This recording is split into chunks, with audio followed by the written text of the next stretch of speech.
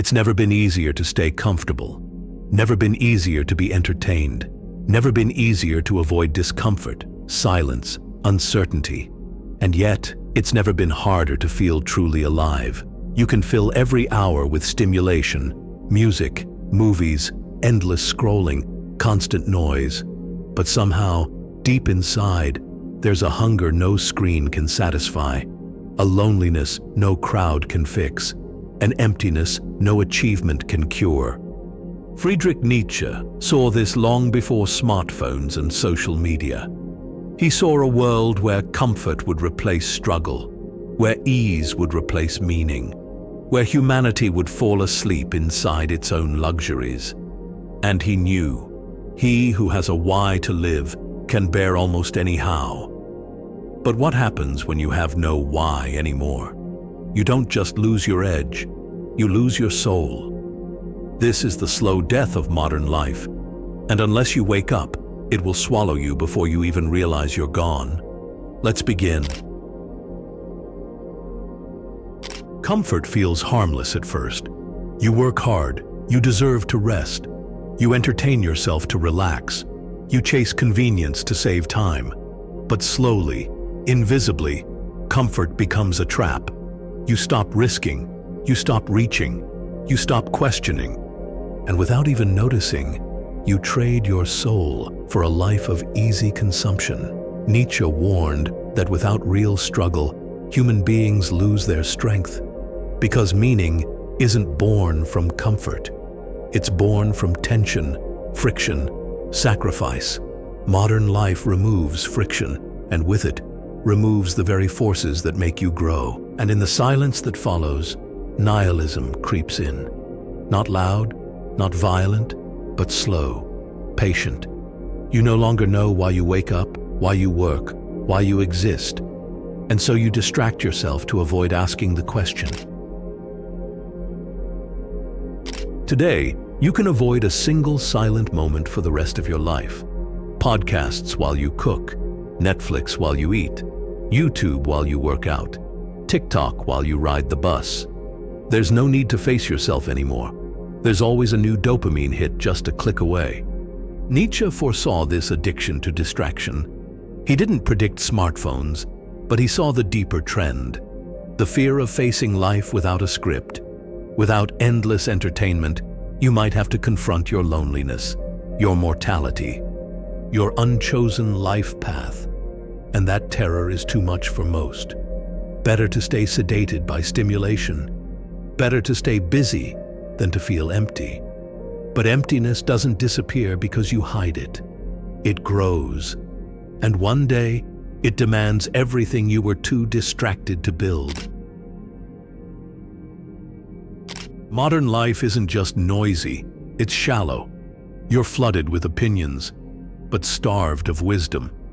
You're taught to memorize answers, but never to question the foundation of your own life.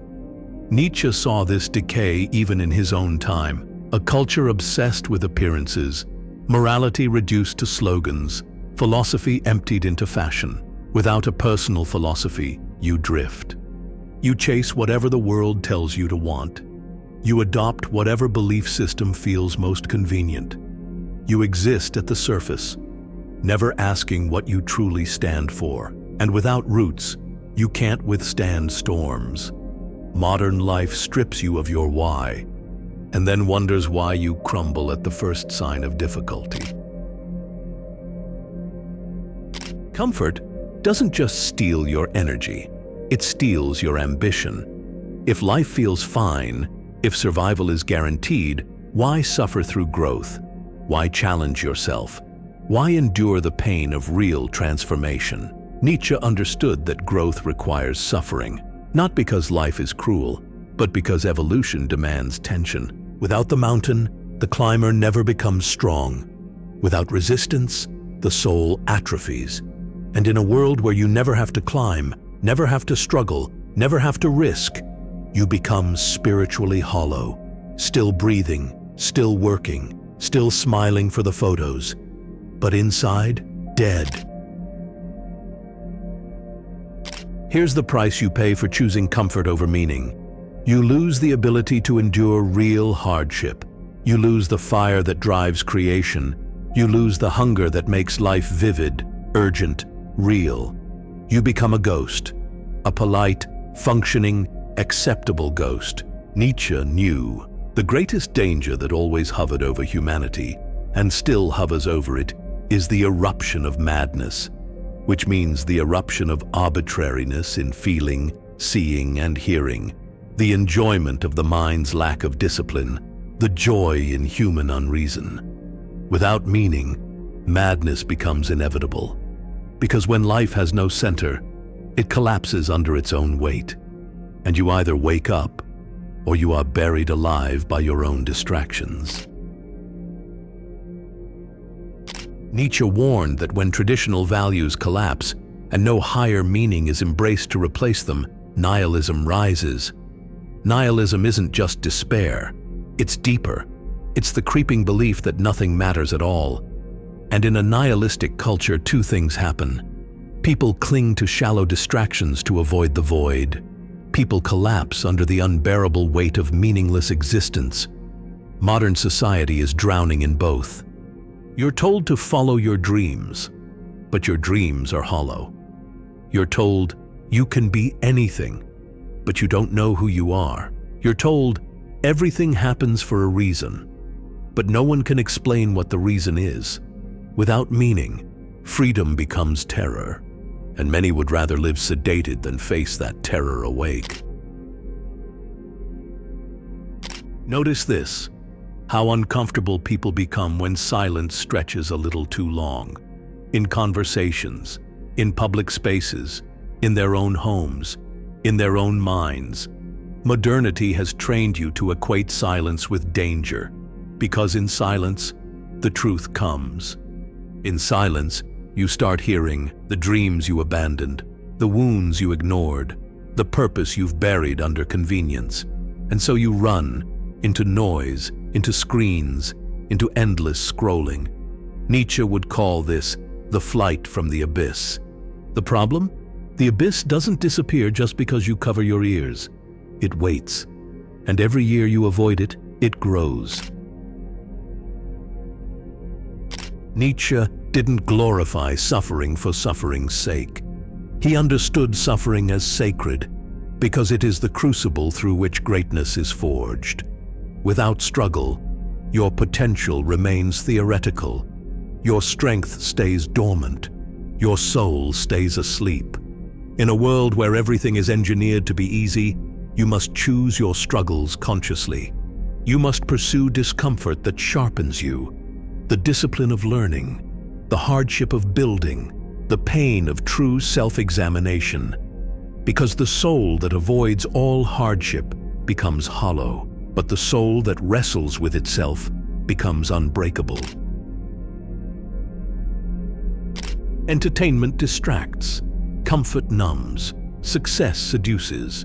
But without a personal vision, you will eventually rot from the inside out.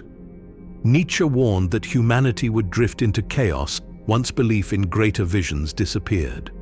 Because vision isn't optional, it's oxygen. Without it, you gasp for purpose. You search for identity in empty trends. You lose yourself in the infinite noise, and no amount of technology, luxury, or convenience can fill the void left by a missing why. You don't need more comfort. You need a vision worth suffering for.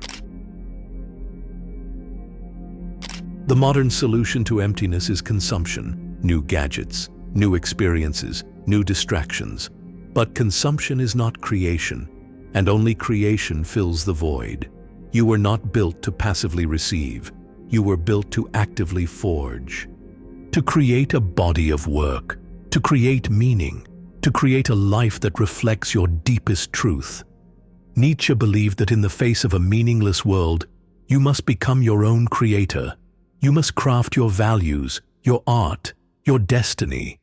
Otherwise, you are doomed to consume endlessly and die having never truly lived. Modern life floods you with information, opinions, news, trends, outrage cycles, advice from every direction. And with every notification you absorb, you lose a little more of your inner compass. Nietzsche would call this death by noise. When every voice demands your attention, when every event claims to be urgent, when every expert tells you how to live, you forget how to hear your own voice. And without inner authority, you become easy to steer.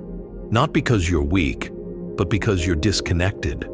True authority doesn't come from shouting louder than the world. It comes from standing silent in the storm, unshaken, rooted, aware. And that kind of strength requires unplugging from the noise long enough to remember who you are without it. Today, mediocrity isn't just accepted, it's celebrated.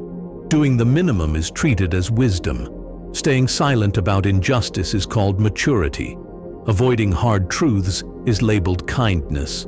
But Nietzsche saw clearly, a society that stops demanding greatness invites decay. When excellence is abandoned, when truth is blurred to protect feelings, when effort is mocked and laziness is normalized, the spirit of a culture collapses from the inside. You are encouraged to stay small, chase approval, not mastery. Choose safety over ambition, embrace comfort over challenge. But every step toward mediocrity is a step away from meaning, because the human spirit was never meant for stagnation. It was meant for ascension. In Nietzsche's time, people compared themselves to their immediate community. Today, you compare yourself to the entire world. Every hour you're exposed to the richest entrepreneurs, the fittest bodies, the happiest families, the most exotic lives.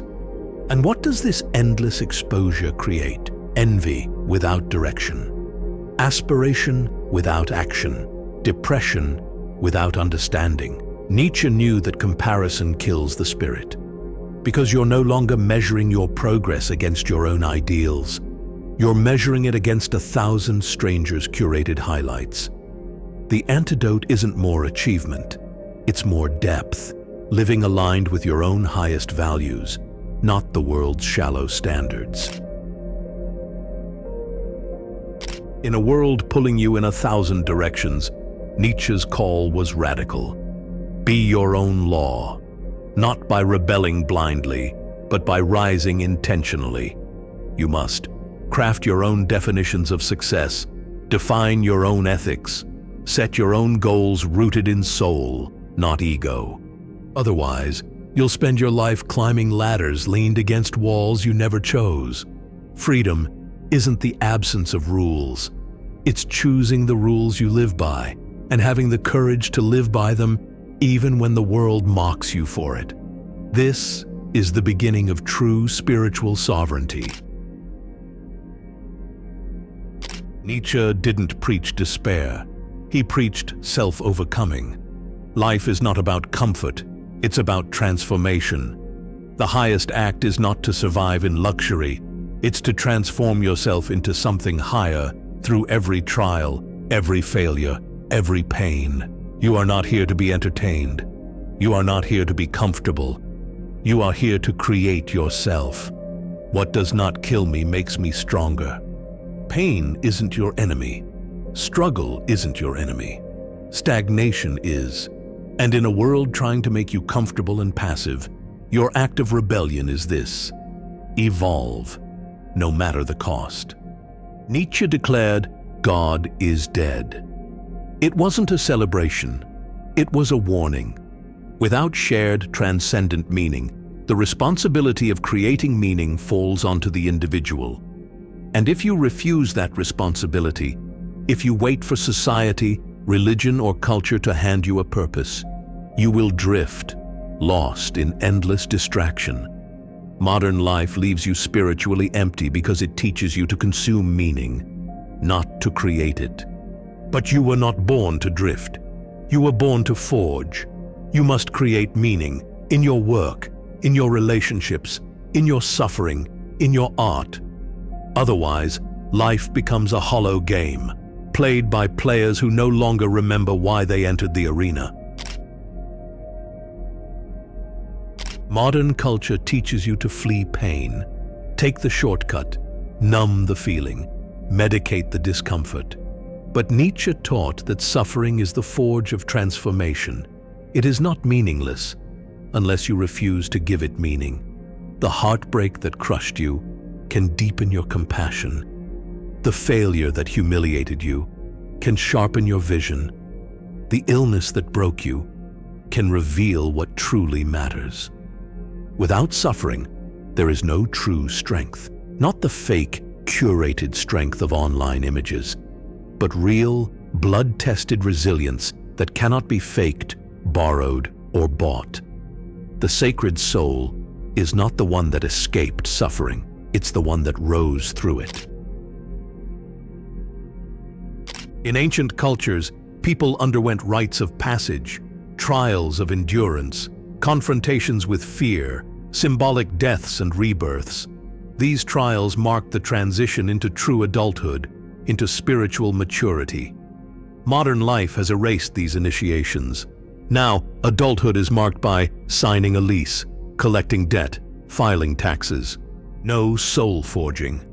No confrontation with mortality. No deliberate facing of fear. And without initiation, people stay trapped in psychological adolescence, afraid of discomfort, chasing validation, resisting responsibility. Nietzsche believed that to become fully alive, you must create your own initiation. You must seek trials that force your soul to grow, because without them, you remain half-formed, alive, but only technically.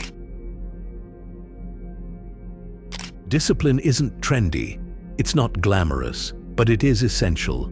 Modern life offers you instant food, instant entertainment, instant pleasure. And slowly, without noticing, you lose your tolerance for delay. You lose your endurance for struggle. Nietzsche saw this decay beginning in his own time. The rise of comfort at the expense of challenge. The rise of shallow opinions at the expense of deep thought. Discipline isn't about punishing yourself. It's about refusing to be ruled by your lowest impulses. It's about living by a vision instead of by your mood. It's about building a spirit that doesn't collapse the moment life gets hard. Because life will get hard. And if you are not disciplined, comfort will eat you alive. Nietzsche's call to you is not to be comfortable, it's to be indestructible. And indestructibility isn't built through ease. It's built through choosing struggle when you could choose comfort, choosing depth when you could choose distraction, choosing responsibility when you could choose escape. You build a soul that cannot be destroyed by living in a way that would make your past self proud, and your future self even prouder.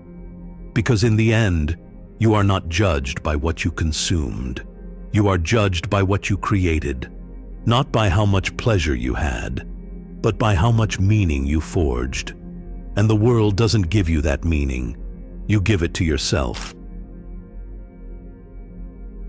Nietzsche believed the solution to modern emptiness was not escape, but creation. You don't find meaning. You don't stumble across it like a treasure. You forge it through blood, doubt, failure, and endurance. Creation isn't limited to art. It's how you live, the career you build with integrity, the relationships you cultivate with truth, the body you strengthen with discipline, the soul you shape through deliberate suffering and triumph.